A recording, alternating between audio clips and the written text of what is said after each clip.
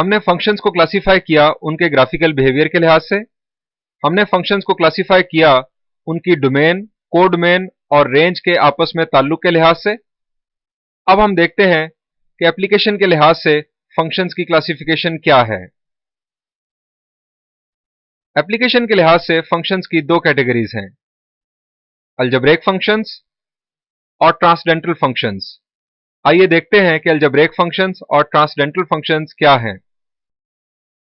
An algebraic function is a function constructed from constants or variables using algebraic operations, addition, subtraction, multiplication, division and raising real powers of variables. Examples के जरिए आपको algebraic functions की बात ज्यादा बेहतर अंदाज में समझ आएगी। f of x is equal to 5. f of x is equal to 5x square minus 2x plus 3. f of x is equal to x cube minus x over x square plus 1. f of x is equal to x raised to the power 2 over 3 plus 6. f of x is equal to x square root of x square plus 5. इन तमाम functions का basic ingredient या तो constant है या variable, और इनमें terms को आपस में ऐड, सब्ट्रैक्ट, मल्टीप्लाई या डिवाइड होते हुए दिखाया जा रहा है, या फिर इनमें वेरिएबल्स की रियल पावर्स रेज की गई हैं, जैसा कि इन केसेस में आप देख सकते हैं। इन फंक्शंस के बरक्स ट्रांसडेंटल फंक्शंस ऐसे फंक्शंस हैं जो अलजेब्रिक फंक्शंस नहीं होते। They include the trigonometric, exponential and logarithmic functions. Examples देखते हैं। f of x is equal to sin x. f of x is equal to 5 raised to the power x. f of x is equal to log of base 5 operated on x. This is trigonometric function, this is exponential function and this is a logarithmic function. हम इन functions की detail बाद में discuss करेंगे। These functions are transcendental functions. जब भी आपको किसी function में sin x, cosine x, tan, secant, cosecant या cot यानी आसान लफ्जों में कोई भी ट्रिग्नोमेट्रिक फंक्शन या इनवर्स ट्रिग्नोमेट्रिक फंक्शन या फिर एक्सपोनेंशियल फंक्शन या लॉगरिथमिक फंक्शन दिखाई दे, तो ऐसा फंक्शन अलजेब्रिक फंक्शन नहीं होगा, ट्रांसडेंटल फंक्शन होगा। आने वाले स्लाइड्स में हम अलजेब्रिक फंक्शंस और ट्रांसडेंटल फंक्शंस की टाइप्स पढ़ेंगे डिटेल में। आइए आगे बढ़ते हैं, बात करते हैं अलजेब्रिक फंक्शंस की। अलजेब्रिक फंक्शंस की तीन कैटेगरीज हैं। First polynomial functions, second rational functions and third root functions. अगर बात की जाए पोलिनोमियल फंक्शंस की, तो इसमें सबसे पहले आएगा 0 डिग्री पोलिनोमियल फंक्शन, जिसे हम नॉन जीरो कांस्टेंट फंक्शन भी कहते हैं। फिर उसके बाद होगा फर्स्ट डिग्री पोलिनोमियल फंक्शन, जिसे लीनियर फंक्शन भी कहा जाता है। फिर उसके बाद सेकंड डिग्री पोलिनोमियल फंक्शन और क्वाड्रेटिक फंक्शन, और ये सिलसिला जारी रहेगा। थर्ड डिग्री पोलिनोमियल फंक्शन, जिसे हम क्यूबिक फंक्शन कहेंगे। फोर्थ डिग्री पोलिनोमियल फंक्शन, जिसे हम क्वार्टिक फंक्शन कहेंगे, till nth degree polynomial functions. First degree polynomial function या लीनियर फंक्शन की एक सब टाइप है, जिसे हम कहते हैं आइडेंटिटी फंक्शन। इसी अंदाज में रैशनल फंक्शंस की बहुत सारी टाइप्स हैं। अगर बात की जाए रूट फंक्शंस की, तो इसमें सबसे पहले आएगा स्क्वायर रूट फंक्शन, फिर उसके बाद क्यूब रूट फंक्शन, फिर आप जानते हैं fourth root, fifth root, sixth root, till ये सिलसिला जारी रहेगा nth रूट तक। आइए वन बाय वन इन फंक्शंस को डिस्कस करते हैं। सबसे पहले बात करते हैं पोलिनोमियल फंक्शंस की। Polynomial function, a function p is referred to polynomial from set of real numbers to set of real numbers of the form that is where the coefficients are real numbers and the exponents are non-negative integers is called a polynomial function. पहले हम discussion करेंगे यहां तक। आप इस form को देखिए, P of x form. आपको इसमें क्या खास बात दिखाई देती है? क्या कोई सिमेट्री है इसमें? जी, यहां पर सिमेट्री मौजूद है।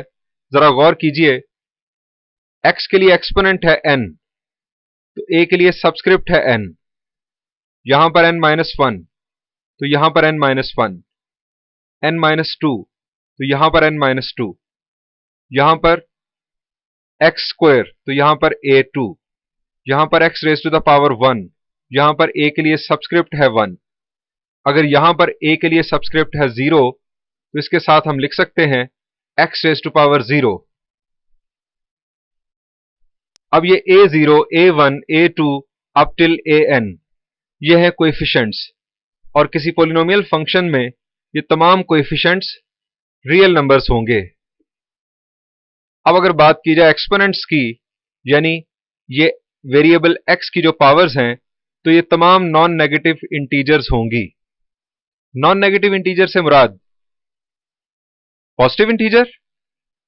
आप गलत सोच रहे हैं। अगर पॉजिटिव इंटीजर कहना होता तो आसानी से ये लिखा जा सकता था, exponents are positive integers. Non negative से मुराद ऐसे इंटीजर्स जो नेगेटिव ना हो। चलिए मैं आपको एग्जांपल देता हूं। केमिस्ट्री में अगर किसी सॉल्यूशन के बारे में कहा जाए कि यह सॉल्यूशन नॉन एसिडिक है, तो क्या वो बेसिक होगा? हरगिज नहीं, वो न्यूट्रल भी हो सकता है। सो नॉन नेगेटिव से मुराद पॉजिटिव नहीं है, नॉन नेगेटिव से मुराद नेगेटिव नहीं है। अब अगर नेगेटिव नहीं है तो जीरो भी हो सकता है और पॉजिटिव भी। पॉजिटिव इंटीजर्स में जीरो शामिल नहीं होता, जबकि नॉन नेगेटिव इंटीजर्स में जीरो शामिल हो जाता है। यानी कोई ऐसा फंक्शन, आसान अल्फाज में एक ऐसा फंक्शन जिसमें कोएफिशिएंट्स रियल नंबर्स हों और इन्वॉल्व वेरिएबल के एक्सपोनेंट्स नॉन नेगेटिव इंटीजर्स हों, तो ऐसे फंक्शन को हम पॉलिनोमियल फंक्शन कहते हैं। अब बात करते हैं नेक्स्ट स्टेटमेंट की। If an is not equal to 0, then p of x is called a polynomial function of degree n, and an is the leading coefficient of p of x. ये हमारे सामने जो p of x गिवन है, इसकी degree है n। अब जरा सोचिए, अगर इसे nth डिग्री पॉलिनोमियल फंक्शन रहना है, तो क्या हम an को जीरो कर सकते हैं? अगर an जीरो हो गया तो ये टर्म तो रिमूव हो जाएगी, और इस टर्म के रिमूव होने से ये nth डिग्री पॉलिनोमियल फंक्शन नहीं रहेगा। चले मजीद वजाहत करता हूं। अगर हमने इस पॉलिनोमियल फंक्शन में से सेकंड डिग्री पॉलिनोमियल फंक्शन बनाना है, तो हमें किन टर्म्स को कंसिडर करना होगा और किन टर्म्स को हम डिलीट कर सकते हैं? जी, हम फर्स्ट थ्री टर्म्स को कंसिडर करेंगे और बाकी तमाम टर्म्स को डिलीट कर देंगे। फर्स्ट थ्री टर्म्स में ये हमारे पास a2x², ये सेकंड डिग्री टर्म मौजूद है। इस टर्म की वजह से ये सेकंड डिग्री पॉलिनोमियल फंक्शन बनेगा। इवन अगर आप फर्स्ट टू टर्म्स को भी डिलीट कर दें तो a2x², ये भी सेकंड डिग्री पॉलिनोमियल फंक्शन ही होगा। अगर a2x² में a2 जीरो हो जाए, जो कि इस सूरत में an का रोल प्ले करेगा, अगर a2 जीरो हो जाए तो क्या यह सेकंड डिग्री पॉलिनोमियल फंक्शन रहेगा? हरगिज नहीं, यह टर्म ही रिमूव हो जाएगी। सो अगर इसे सेकंड डिग्री पॉलिनोमियल फंक्शन रहना है तो a2 नॉन जीरो होना चाहिए। a2 यहां पर लीडिंग कोएफिशिएंट कहलाएगा और x के लिए जो एक्सपोनेंट है 2, वो डिग्री होगी। अब बात करते हैं कि अगर हमें फर्स्ट डिग्री पॉलिनोमियल फंक्शन बनाना है तो हमें कौन सी टर्म्स कंसिडर करना होंगी? First two terms? जी, फर्स्ट टू टर्म से भी फर्स्ट डिग्री पॉलिनोमियल फंक्शन बन जाएगा। और अगर हम सिर्फ और सिर्फ इस टर्म को कंसिडर कर लें,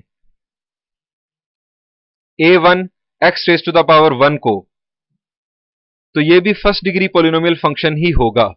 अब जरा देखिए कि इस फर्स्ट डिग्री टर्म में अगर a1 जीरो हो गया तो क्या होगा?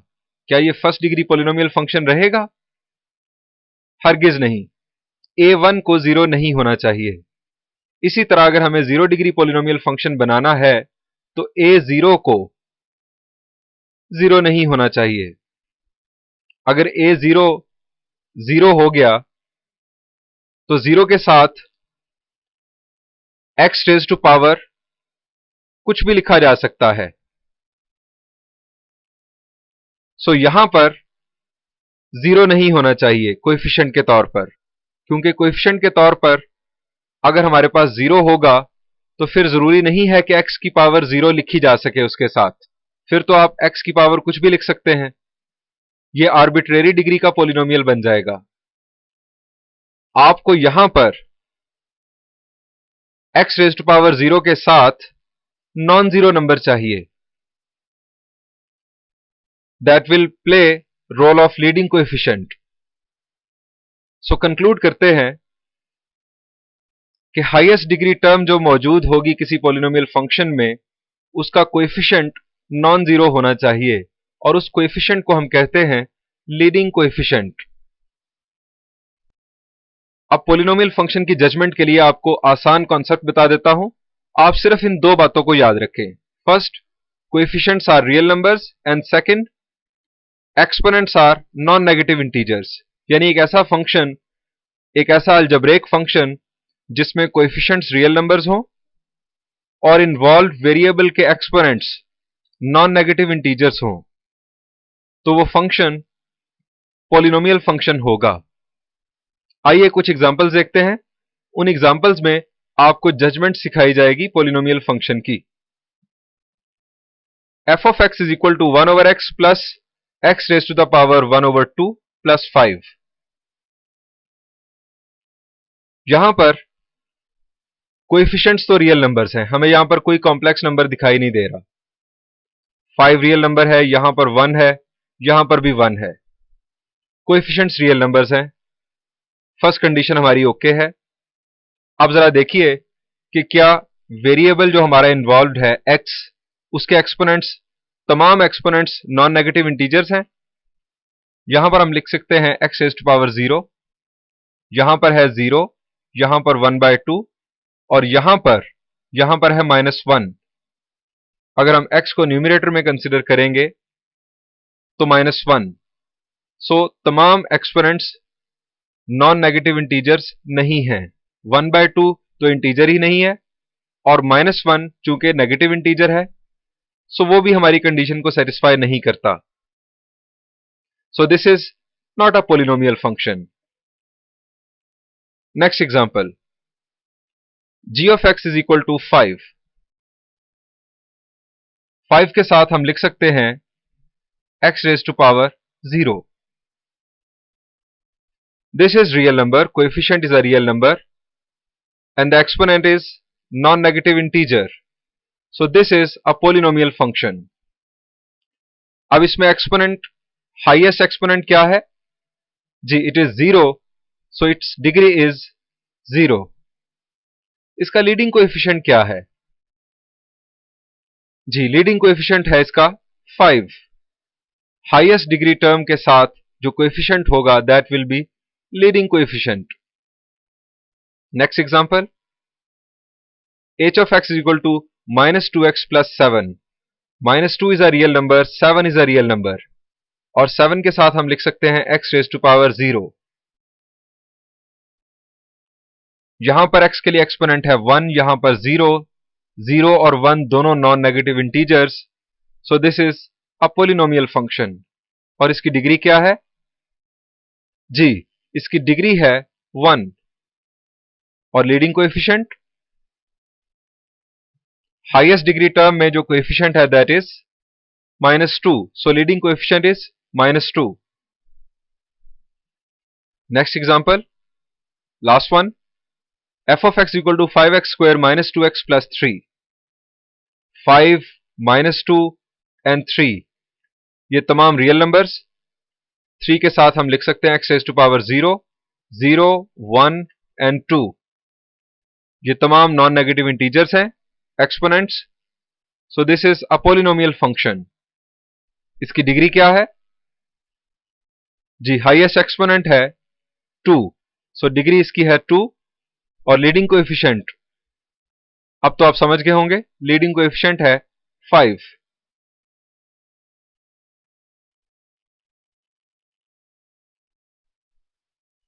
अब बात करते हैं पॉलिनोमियल फंक्शन की डोमेन के बारे में। पॉलिनोमियल फंक्शन में हमने देखा कि जो वेरिएबल x है उसका एक्सपोनेंट नॉन नेगेटिव इंटीजर होगा। इसका मतलब है कि हम x को किसी भी नंबर से रिप्लेस करें तो हमें आउटपुट मिलेगी। नॉन नेगेटिव इंटीजर होने की सूरत में आप अगर x को किसी भी नंबर से रिप्लेस करें तो आपको आउटपुट मिलेगी। आपको आउटपुट नहीं मिलती अगर एक्सपोनेंट रैशनल नंबर हो, लाइक 1/2, 1/4, और जब आप कोई नेगेटिव नंबर रिप्लेस करें तो आपको आउटपुट नहीं मिलती। सो हम यहां पर ये कह सकते हैं कि तमाम पॉलिनोमियल फंक्शंस की domain set of real numbers होगी। और रेंज के बारे में आपको बताता चलूं, बाद में हम डिटेल में डिस्कस करेंगे। Range of odd degree polynomial functions is always set of real numbers and range of even degree polynomial functions is always proper subset of real numbers. इन बातों की डिटेल वजाहत हम आने वाली स्लाइड्स में करेंगे।